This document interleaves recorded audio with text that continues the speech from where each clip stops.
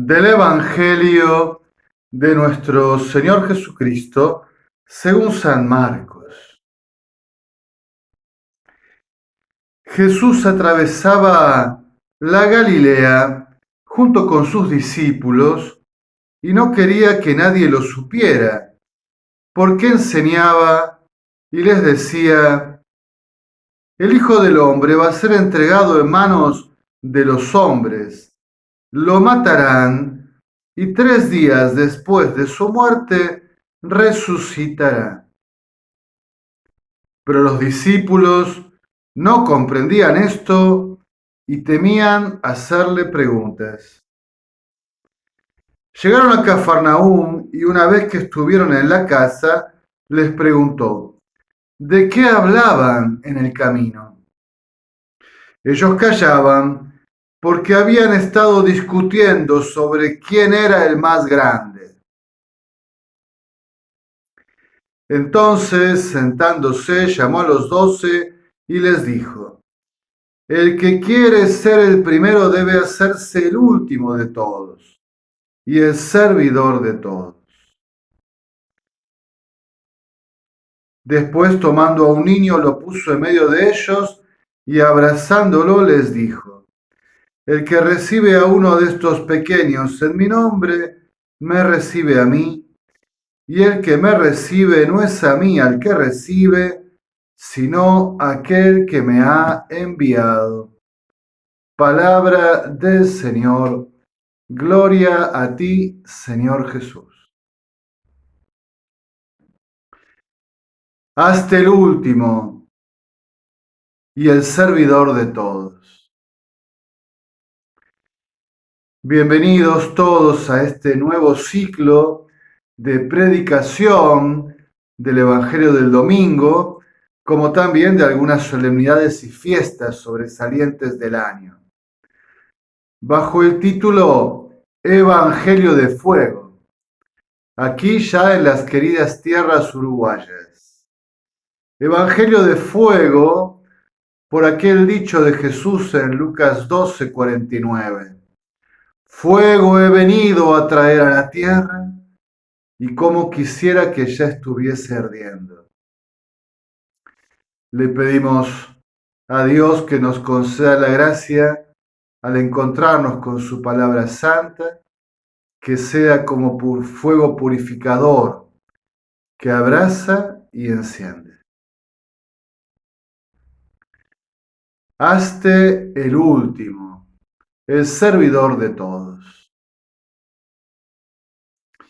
Es clásico admitir que una clave para comprender el Evangelio de Marcos, su plan de obra, es darse cuenta que apenas inicia el Evangelio, capítulo 1, versículo 1, arranca afirmando: comienzo del Evangelio de Jesús, Cristo, Mesías ungido, Hijo de Dios. Que luego en el capítulo 8 narrará la confesión de fe de Pedro. ¿Y ustedes quién dicen que soy? Tú eres el Cristo. Y que a los pies de la cruz, apenas expira y entrega su espíritu, se rasga el velo en dos y frente a todos los signos que aparecen, el centurión romano a los pies de la cruz exclama: verdaderamente este hombre era hijo de Dios.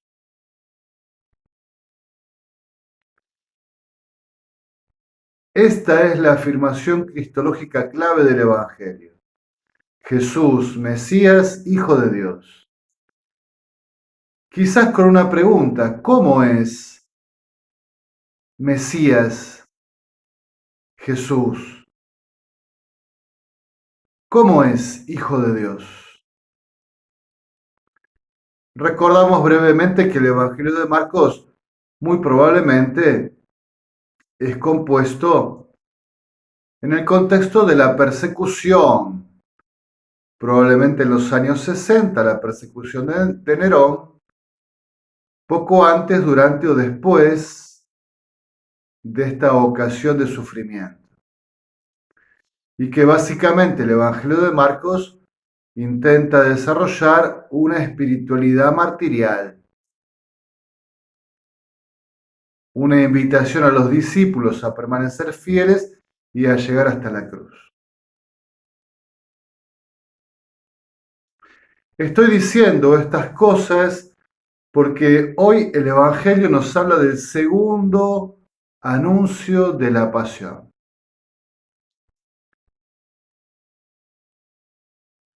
Yendo hacia Jerusalén, ya en camino hacia la Pascua, Jesús les anuncia con claridad lo que ha de venir por delante.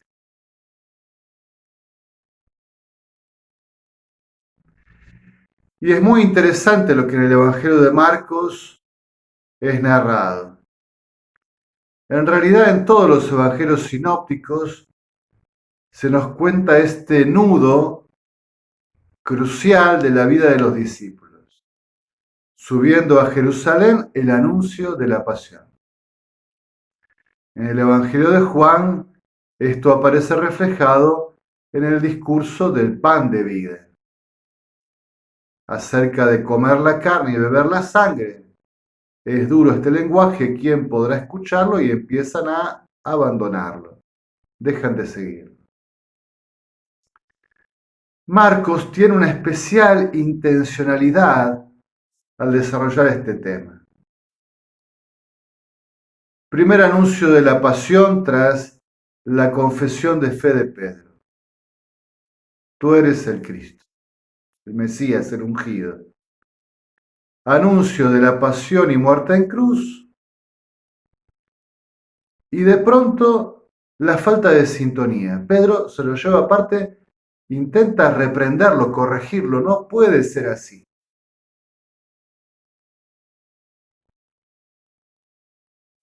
Y Jesús tiene que decirle, ponete detrás de mí, Satanás, tus pensamientos no son de Dios ni de los hombres. E insistir, el que quiera venir detrás de mí, que renuncie a sí mismo, que cargue con la cruz y que me siga, el que ama su vida la perderá, el que ofrece su vida la ganará. Segundo anuncio de la pasión, el que toca este domingo 25 durante el año.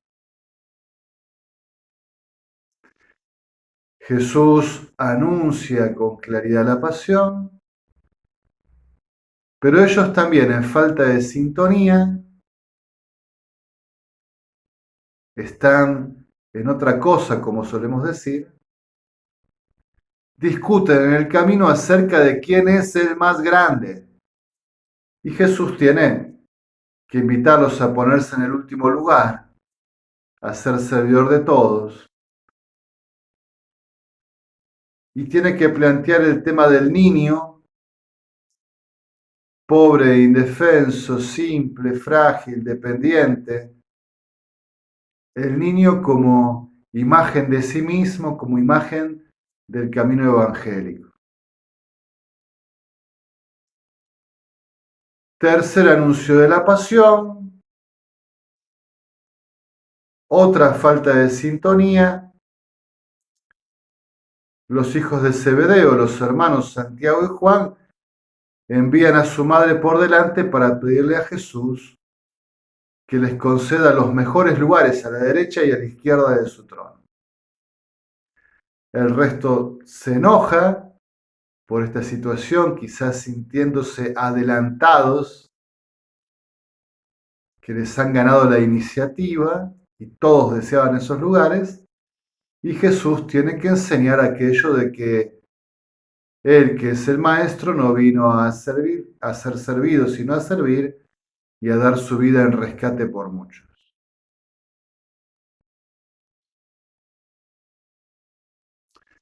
Es preocupante, inquietante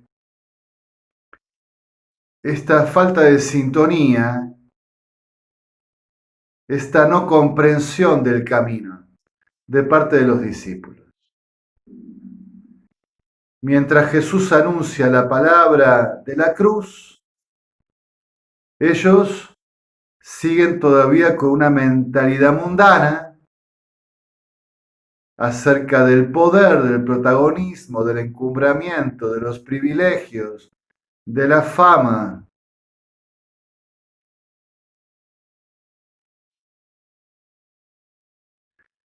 ¿Cuánto nos cuesta también a nosotros este lenguaje de la cruz? Hermanos, si realmente nos introdujéramos con seriedad en la formación espiritual, y si, por ejemplo, acudiéramos a la sabiduría de los padres del desierto, comienzos de la vida monástica, eremitas, del yermo, de la soledad, del silencio, consagrados a la oración permanente, si nos introdujéramos seriamente en la vida de los santos y de los doctores de la Iglesia, nos daríamos cuenta que toda la tradición cristiana nos está afirmando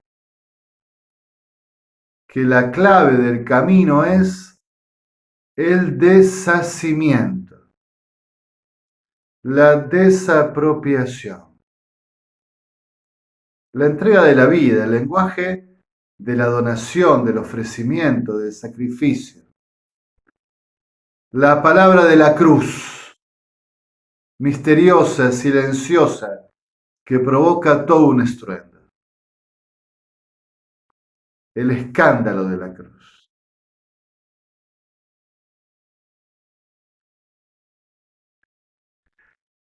Qué difícil es para nosotros aceptar esta escuela de Jesús.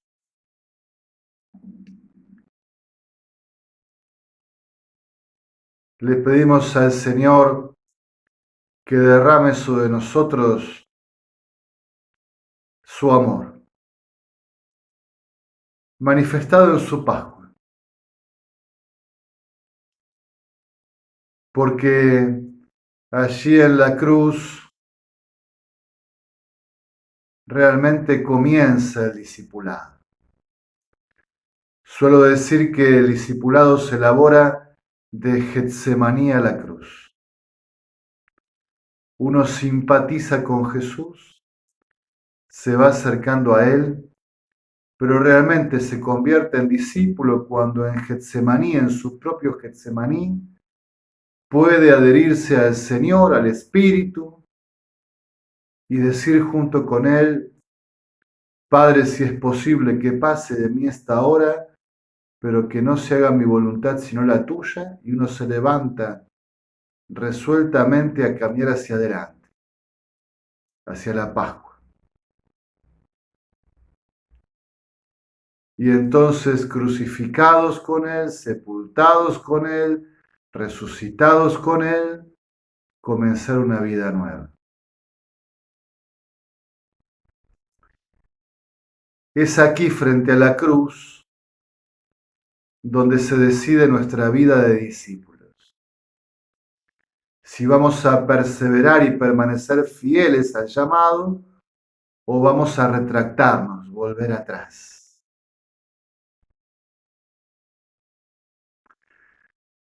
Dios nos conceda